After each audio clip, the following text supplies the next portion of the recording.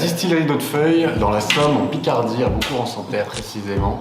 On est au cœur d'une ferme céréalière familiale depuis 10 générations. Et la dernière génération a décidé d'ouvrir une distillerie au sein même de cette ferme. Donc on se trouve actuellement dans son chai, l'endroit où on garde, on stocke les barriques pour la durée de minimum 3 ans. Moi je m'appelle Thomas, je suis apprenti brasseur distillateur à la distillerie d'Hautefeuille depuis septembre 2019.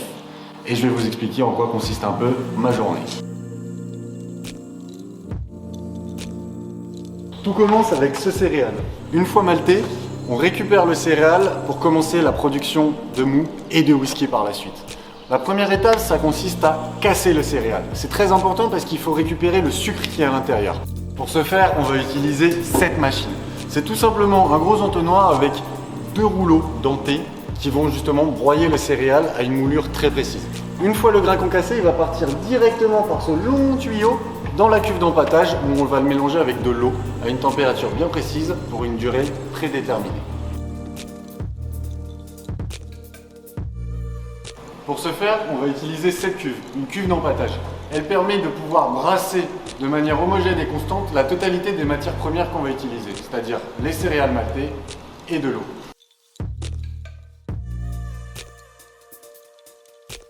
Une fois qu'on a récupéré cette eau sucrée, on va d'abord la refroidir pour qu'elle arrive à une température d'environ 20 degrés. Puis, une fois mise dans ces cuves, on va lancer ce qu'on appelle la fermentation. La fermentation, c'est très simple. C'est des bactéries, en fait des levures pour être précis, qui vont manger le sucre contenu dans ce jus, dans ce mou, et donner de l'alcool et du CO2 en contrepartie. Et une fois ce mou fini, on obtient une sorte de bière intermédiaire, une bière à distiller qui fait environ 8 degrés et qu'on va intégrer directement dans l'alambic. Une fois notre mou terminé, on va enfin pouvoir commencer à le distiller, processus essentiel du métier. Pour ce faire, on va intégrer 700 litres de mou dans cette cuve. Elle va chauffer pendant 1 heure, 1 heure et demie pour atteindre une température d'ébullition de l'alcool. Les vapeurs vont ensuite s'évaporer et passer par ce tuyau pour arriver dans cette colonne. Dans cette colonne, c'est vraiment la baguette magique de l'alambic. C'est là que tout va se travailler, que les molécules vont s'épurer, les arômes vont se construire, s'arrondir et enfin s'harmoniser.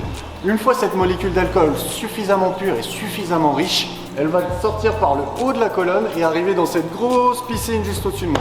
Pour vous donner une idée, vous imaginez un ressort plongé dans une piscine, tout simplement. Les molécules d'alcool passent à l'intérieur de ce serpentin, avec l'eau autour qui va la refroidir, lui redonner sa forme liquide. S'ensuit l'étape finale de l'alambic, l'eau de vie qui coule. Et ça, c'est le cœur de chauffe, c'est ce qu'on recherche, c'est le whisky en devenir.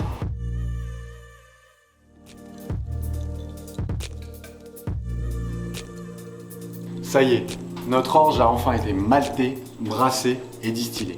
Arrive l'étape du vieillissement, l'étape primordiale dans la conception des whiskies. C'est elle qui va apporter la couleur, les caractéristiques et surtout les spécificités propres à chaque grande marque de whisky que vous pouvez connaître.